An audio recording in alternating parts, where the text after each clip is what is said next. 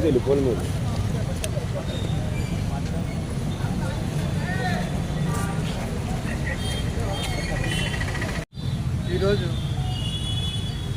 Rajahmundry central జైల్లో liquor కేసులో ఏదైతే ఈ కూటమి ప్రభుత్వం వాళ్ళు అక్రమంగా ఒక కట్టు కథను అల్లి మిథున్ రెడ్డి గారి పైన బనాయించినారో ఆ లిక్కర్ కేసులో లోపల ఉన్నటువంటి మిథున్ రెడ్డి గారిని కలవడానికి ఈరోజు రాజమండ్రి సెంట్రల్ జైలుకు రావడం జరిగింది. మిథున్ రెడ్డి గారిది ఈ గవర్నమెంట్ వచ్చిన తర్వాత అరెస్టు జరుగుతుంది అని చెప్పి ఇదేం మాకు పెద్ద ఆశ్చర్యం కలిగించిన విషయం ఏం కాదు. ఎందుకంటే గతంలో తెలుగుదేశం పార్టీ అధికారంలో ఉన్నప్పుడు కూడా మిథున్ రెడ్డి గారి పైన కేసులు పెట్టినారు. ఆయన విద్యార్థి దశల్లో ఉన్నప్పుడు కూడా ఆయన ఎదుగుదలను ఓర్చలేక కేసులు పెట్టినారు.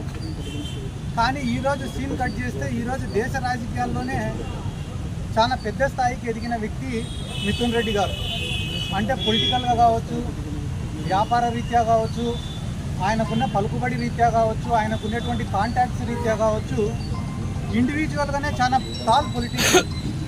కాబట్టి చిత్తూరు జిల్లాకు సంబంధించినటువంటి వ్యక్తి, అటువంటి వ్యక్తి అంత ఎదిగిపోతే, అంత పైన స్థాయిలో పెద్ద స్థాయిలో ఉంటే రేపు ఫ్యూచర్లో తెలుగుదేశం పార్టీకి కావచ్చు, కూటమి కావచ్చు, లేకుంటే నారా లోకేష్ భవిష్యత్తుకు కావచ్చు ఒక ఇబ్బందికరమైన వాతావరణం ఉంటుందనే ఉద్దేశంతో ఆయనను ఈరోజు ఒక అక్రమ కేసు, ఎటువంటి ఎవిడెన్సులు, ప్రూఫ్లు, రుజువులు లేనటువంటి కేసులో ఆయనను అరెస్ట్ చేయడం అనేది నిజంగానే చాలా దారుణం.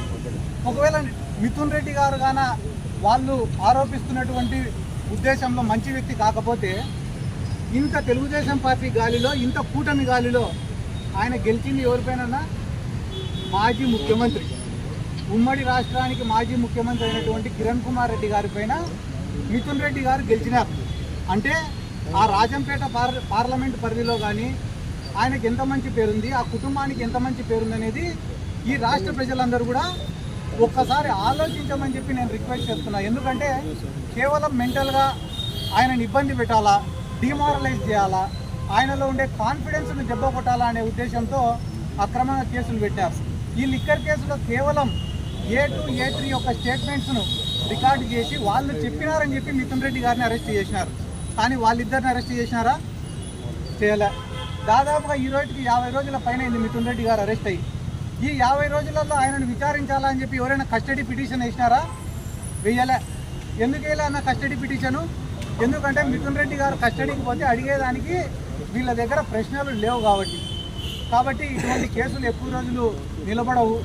ఏదైతే వాళ్ళ కుటుంబం ఒక 30-40 ఏళ్ళ నుంచి సర్వీస్ చేసుకుంటూ వస్తున్నారో, ప్రజలకు సేవ చేసుకుంటూ వస్తున్నారో, అదే వాళ్ళకు శ్రీరామ రక్షగా నిలబడుతుందని చెప్పి ఈ సందర్భంగా నేను మీకు అందరికీ తెలియజేసుకుంటూ, ఈరోజు రాష్ట్రంలో ఏదైతే అబద్ధాలు చెప్పడం, అబద్ధాలపైన రాజకీయం చేయడం, కథలు చెప్పడం, ఆ కథలను ప్రజలను నమ్మించేలా చేయడం అనేది ఒక ఆనవాయితీగా జరుగుతుంది.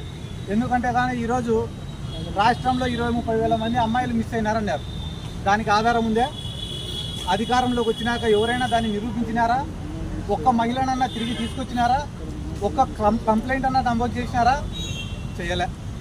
అయిపోయిన తర్వాత లిక్కర్ వల్ల కల్తీ మద్యం తాగి కొన్ని వందల మంది, వేల మంది హాస్పిటలైజ్ చేసి చచ్చిపోయినారని చెప్పినారు. ఎక్కడైనా కూడా లిక్కర్ తాగి, కల్తీ మద్యం తాగి చచ్చిపోయినట్టు రుజువులు ఉన్నాయా? ఒక్క రిపోర్టు, మెడికల్ రిపోర్ట్ అన్నది ఇచ్చినారా? దానిపైన కేసు నమోదైందా? సోషల్ మీడియాలో పోస్ట్ పెడితే కేసులు నమోదు చేస్తున్నారే. మళ్ళీ ఇల్లీగల్ మద్యం తాగి కొన్ని వేల మంది హాస్పిటలైజ్ అయితే దానిపైన ఒక కేసు కూడా నమోదు కాదా? కావు. ఎందుకంటే అధికారంలోకి రావడానికి, సీఎం కుర్చీలో కూర్చునేదానికి మాత్రమే ఈ ఆరోపణలు అనేటివి పనికొస్తాయి.